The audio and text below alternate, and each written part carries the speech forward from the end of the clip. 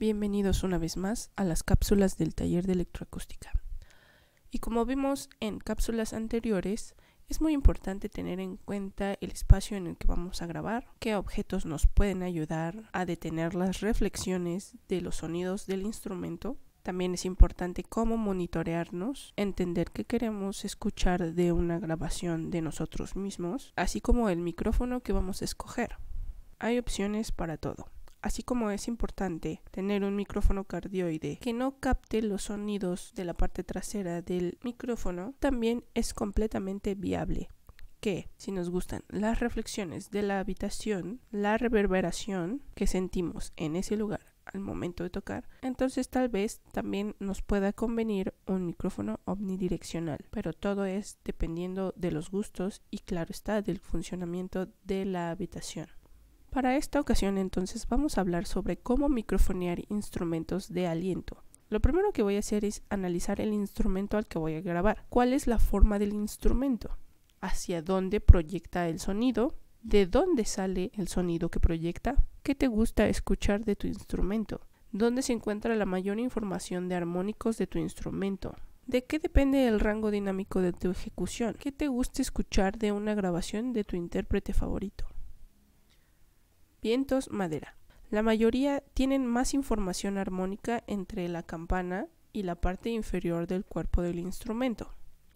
El micrófono se coloca aproximadamente entre 80 y 1.2 metros de distancia. En este caso, en los ejemplos de las imágenes, tenemos un micrófono cardioide que está colocado con un cinturón o una pinza sobre el instrumento, o más bien rodeando la campana del instrumento, pero está direccionado hacia la parte inferior del instrumento. En este caso está este micrófono en dos partes, direccionado a la parte inferior del instrumento y también a la campana. Estos dos tipos de micrófonos se utilizan para presentaciones en vivo en escenarios al aire libre.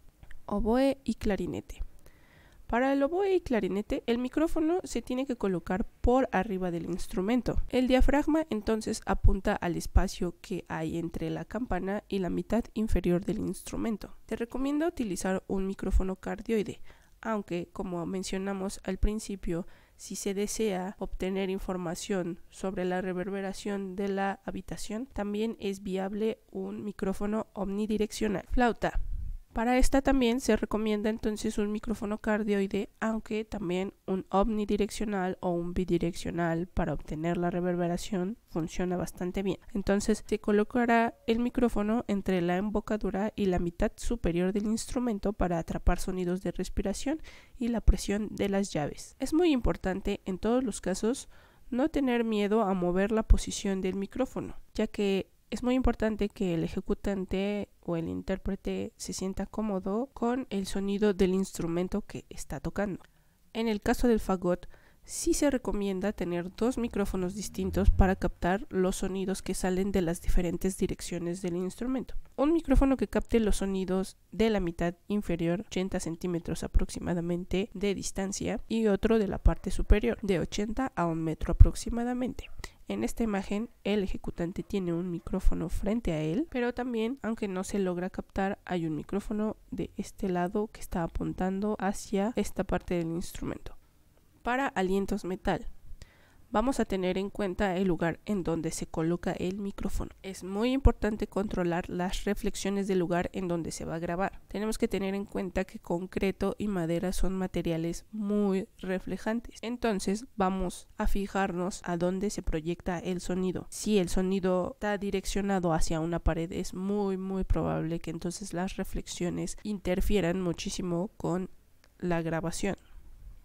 Se recomienda un micrófono de diafragma largo, dinámico, cardioide. Y esto porque los instrumentos de alientos metal ya tienen demasiado brillo naturalmente, entonces vamos a controlar un poco el brillo de la habitación, direccionando entonces el micrófono hacia los graves o el cuerpo del instrumento.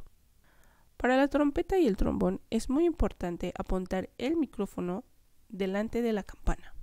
Coloque encima de la campana apuntando a la boquilla.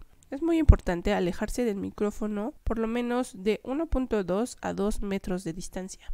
Y como última recomendación, se puede girar el micrófono 40 grados fuera del eje como en la imagen de arriba. Es decir, que si entonces el diafragma del instrumento debería de estar apuntando directamente hacia el intérprete, en este caso lo vamos a girar al menos 40 grados del eje para que los sonidos no se proyecten directamente hacia el diafragma y entonces tengamos saturación de información. En el caso de corno y tuba se recomiendan las mismas indicaciones que para la trompeta y el trombón. Solamente hay que tomar en cuenta la dirección a la que apunta el instrumento y el rango dinámico. ¿Por qué hacemos notar esto? Bueno, pues porque la tuba y el corno, la forma de sus instrumentos hace que apunten a lugares muy distintos. Por ejemplo, en el caso de la tuba que apuntan hacia arriba y en el caso del corno que apuntan hacia atrás. Luego entonces también se podrían estos dos instrumentos ayudar con alguna técnica de microfonía en estéreo para que la grabación contenga cómo se desenvuelve el instrumento en la habitación en la que está grabando. Para esto es muy importante ayudarse de material de absorción para evitar rebote del sonido. En este caso, en el caso del corno, se colocó una cortina detrás del intérprete para que el sonido no rebotara hacia la pared. Puede ser una opción, o también otra opción es ayudarse de alguna alfombra o cobijas para que este tipo de problemas no pasen. Aún así, los micrófonos siempre estarán colocados delante del intérprete. Y bueno, pues espero que les haya servido un poco esta información. Si tienen dudas o comentarios, pueden mandarnos sus sugerencias y preguntas al correo del taller de electroacústica y nos vemos la siguiente semana.